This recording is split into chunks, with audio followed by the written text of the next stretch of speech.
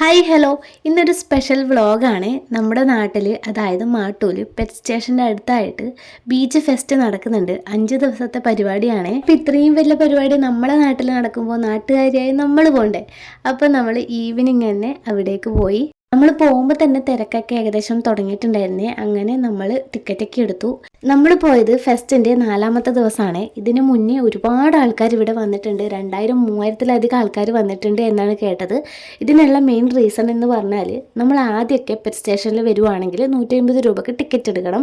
മാത്രമല്ല, പെറ്റ് സ്റ്റേഷൻ്റെ തൊട്ടപ്പുറത്ത് കുട്ടികൾക്കുള്ള ഒരു പാർക്ക് ഉണ്ട്. അവിടേക്ക് എൻട്രി ഫീസായിട്ട് 30 രൂപ വേറെയും നമ്മൾ കൊടുക്കണം. പക്ഷേങ്കിൽ ഈ ഫെസ്റ്റ് നടക്കുന്നതുകൊണ്ട് തന്നെ നമ്മൾ 50 രൂപയ്ക്ക് ടിക്കറ്റ് എടുത്താൽ ആ ഒരു ടിക്കറ്റ് കൊണ്ട് തന്നെ പെറ്റ് സ്റ്റേഷനിലും അതുപോലെ തന്നെ ഫൺ സിറ്റി എന്ന് പറഞ്ഞ കുട്ടികളുടെ പാർക്കിലും പിന്നെ ഫെസ്റ്റും തൊട്ടപ്പുറത്ത് നടക്കുന്ന എക്സിബിഷനും ഒക്കെ കാണാം കേട്ടോ. അതുകൊണ്ടാണ് ഇത്രയേറെ ആളുകൾ വരാനുള്ള മെയിൻ റീസൺ.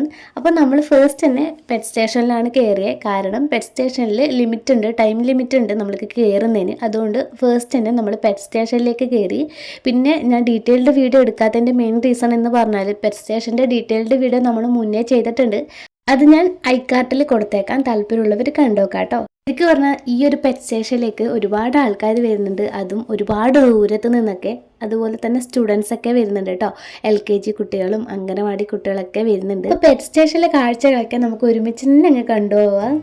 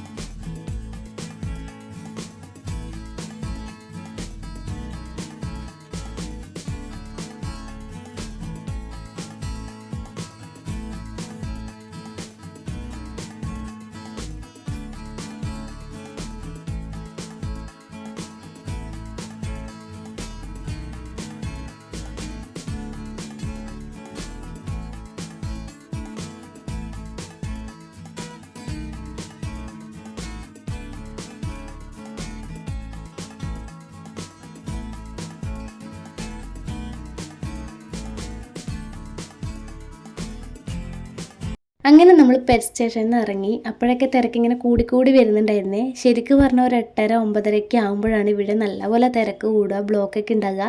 കാരണം 12 മണി വരേക്ക് ഇവിടെ പരിപാടി നടക്കുന്നുണ്ട് കേട്ടോ. അതിനുശേഷം നമ്മൾ ഫെസ്റ്റിലേക്കാണ് കയറിയത്.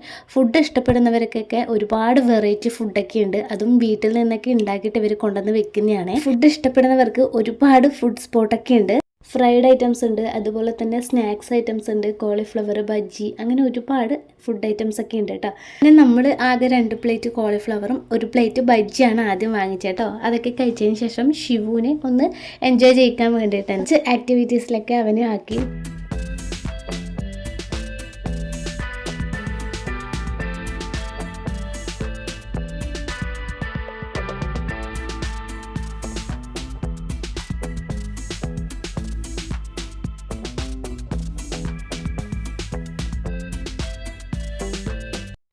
അതൊക്കെ കണ്ടതിന് ശേഷം നമ്മളൊരു വത്തക്ക ജ്യൂസും കുടിച്ചിട്ട് പിന്നെ പോയത് ഫൺ സിറ്റിയിലേക്കാണ് കേട്ടോ.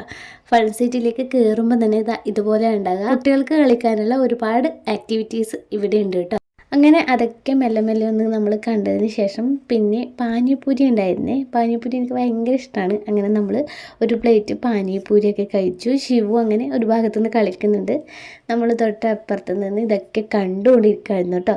അങ്ങനെ അതൊക്കെ കണ്ടതിന് ശേഷം നമ്മുടെ കുട്ടികൾക്ക് പഠിക്കാനുള്ള പണ്ടത്തെ ഒരുപാട് എക്സിബിഷൻ ഇവിടെ നടക്കുന്നുണ്ട്. പിന്നെ കാളവണ്ടിയൊക്കെ ഉണ്ടായിരുന്നു കേട്ടോ. അങ്ങനെ ഈ ഒരു എക്സിബിഷനൊക്കെ കണ്ട് നമ്മൾ നേരെ എത്തുന്നത് പുറത്തേക്കാണ് കേട്ടോ.